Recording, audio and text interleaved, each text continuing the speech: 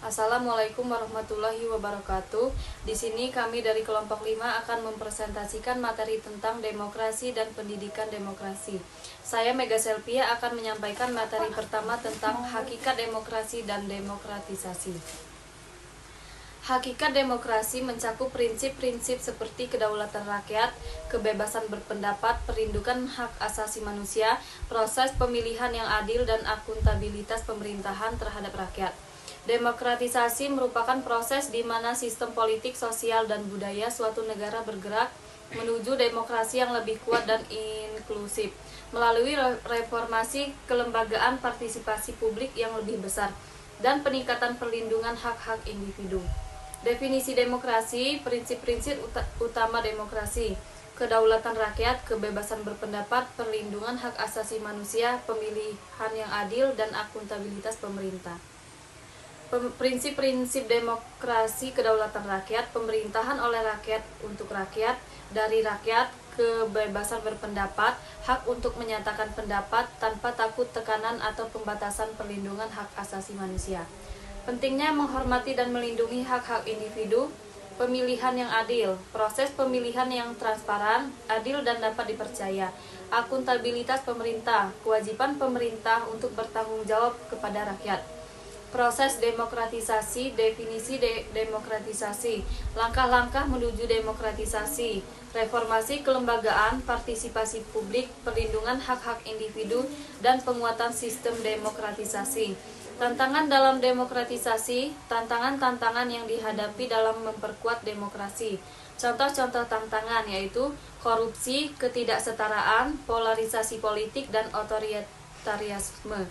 Studi kasus negara yang berhasil dalam membangun dan memperkuat demokrasi, analisis faktor-faktor keberhasilan dan hambatan dalam proses demokratisasi.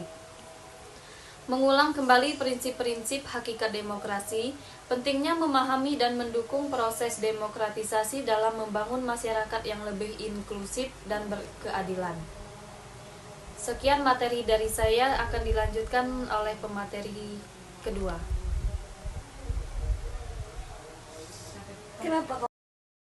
Baik, di sini saya akan menjelaskan materi yang kedua, yaitu demokrasi di Indonesia.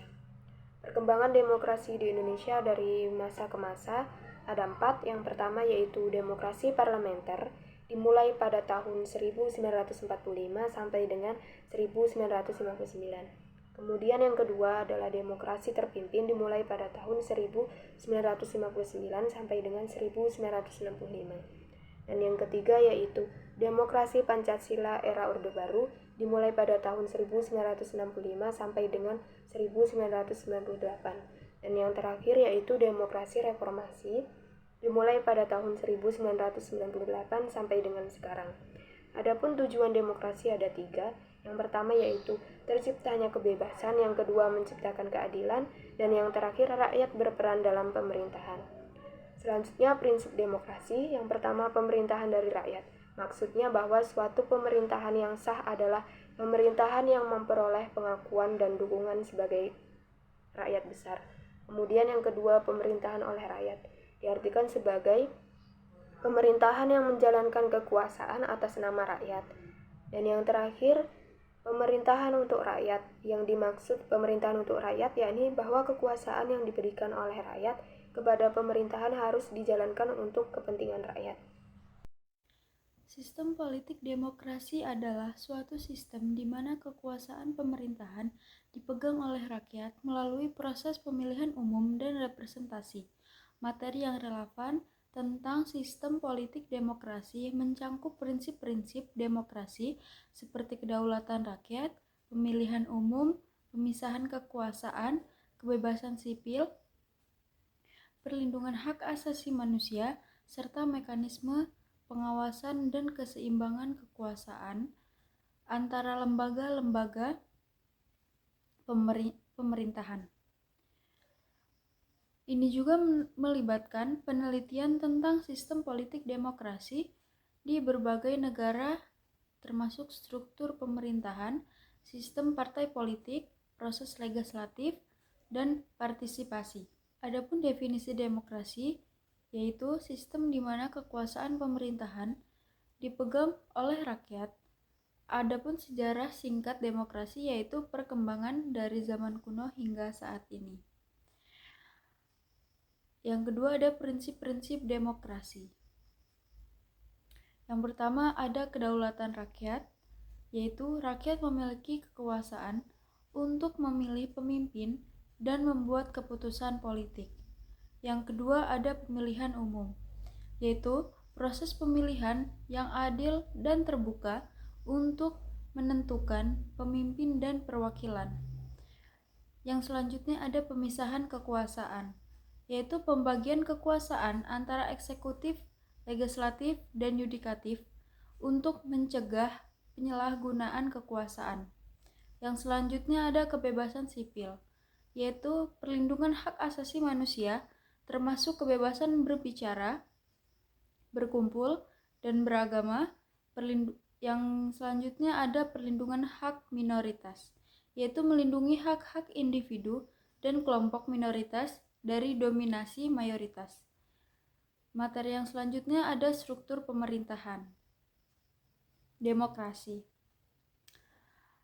yaitu yang pertama ada eksekutif. Eksekutif itu adalah presiden atau perdana menteri yang dipilih secara demokratis untuk memimpin pemerintahan. Yang kedua ada legislatif, yaitu parlemen atau kongres yang membuat undang-undang dan mengawasi pemerintahan. Yang ketiga ada yudikatif. Yudikatif itu sistem pengadilan yang independen untuk menegakkan hukum dan memastikan keadilan. Materi yang selanjutnya ada partisipasi politik, yaitu yang pertama ada partai politik. Partai politik itu organisasi politik yang bersaing dalam pemilihan untuk mendapatkan kekuasaan. Yang kedua ada pemilihan umum, yaitu proses di mana rakyat memilih pemimpin dan perwakilan mereka sendiri. Yang ketiga ada partisipasi masyarakat sipil, keterlibatan aktif warga dalam kegiatan politik di luar proses pemilihan seperti demonstrasi, petisi, dan advokasi. Materi yang selanjutnya itu ada tantangan dalam demokrasi. Ketidaksetaraan politik dan ekonomi, yaitu akses terbatas terhadap partisipasi politik dan kesepakatan ekonomi. Yang kedua ada korupsi, yaitu penyalahgunaan kekuasaan oleh pejabat pemerintahan untuk keuntungan pribadi. Yang ketiga ada intoleransi politik, yaitu ketegangan antara kelompok politik yang berbeda yang dapat mengancam stabilitas demokrasi. Materi yang terakhir itu ada studi kasus. Sistem politik demokrasi di negara-negara tertentu. Contohnya itu sistem politik. Contoh sistem politik itu yaitu demokrasi dari beberapa negara seperti Amerika Serikat, Inggris, Prancis, dan Jerman. Sekian, terima kasih. Assalamualaikum warahmatullahi wabarakatuh. Perkenalkan, nama saya Mepitri dengan NPM 23160063. Izinkan saya melanjutkan materi terakhir dari kelompok kami tentang pendidikan demokrasi. Nah, apa sih pendidikan demokrasi itu? Pendidikan demokrasi adalah suatu proses pembelajaran untuk bertujuan untuk membentuk warga negara yang memiliki pengetahuan, keterampilan, sikap, dan juga nilai-nilai yang sesuai dengan prinsip-prinsip demokrasi. Nah, pendidikan demokrasi juga itu berfungsi untuk meningkatkan partisipasi, toleransi, kerjasama, dan juga tanggung jawab negara dalam kehidupan bermasyarakat, berbangsa, dan juga bernegara. Nah, pendidikan di Indonesia ini memiliki kaitan erat dengan Pancasila sebagai ideologi dan juga dasar negara.